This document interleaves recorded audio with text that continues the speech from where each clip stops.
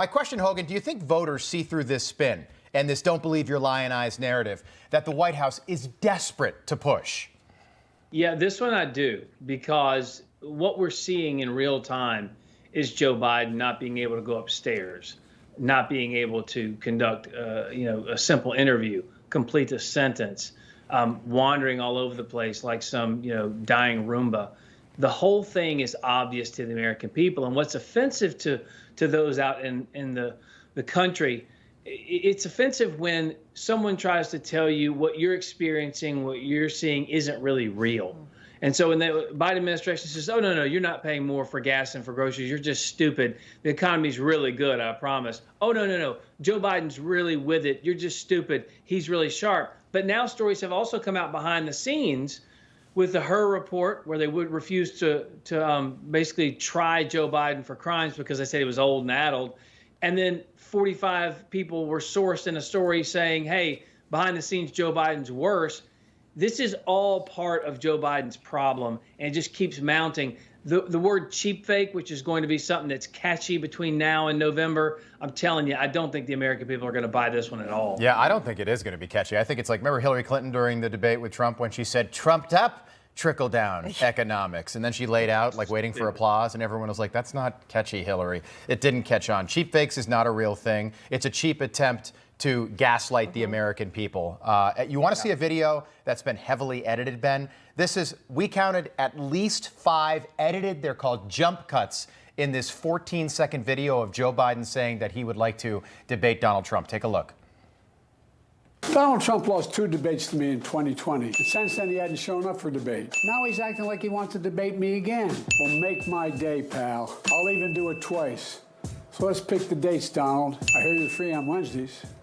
Okay, where's the disclaimer on that video saying it's been edited? It's edited. Ben, I mean, this was what, a 20-second plus video that our president couldn't even put together the words, and they had to edit that.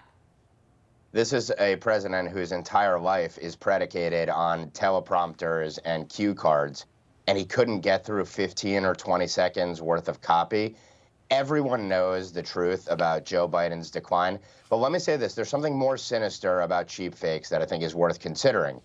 The Biden administration, which is led, by the way, as a federal judge found, arguably the largest censorship regime in American history, and other censorship promoters globally have been fear-mongering about generative AI and how it's going to be used to interfere in elections in 2024.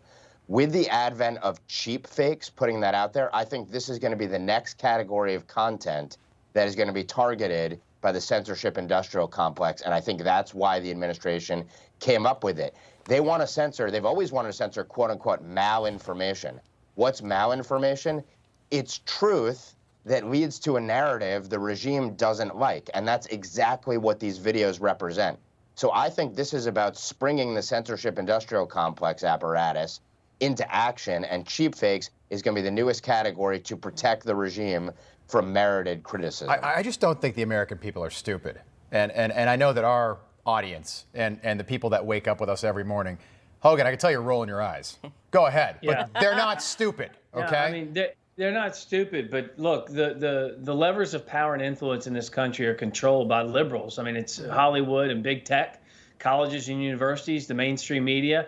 And so kind of whatever they push out is what the American people are going to hear. That's why it's so problematic. I can look and see it and go, this guy's not with it, obviously.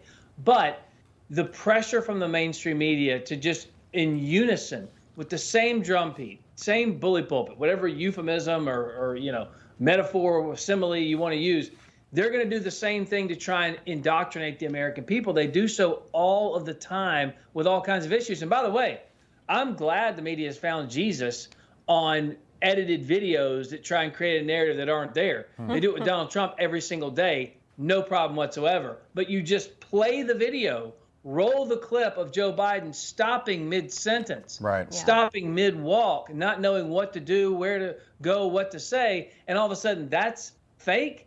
Come on.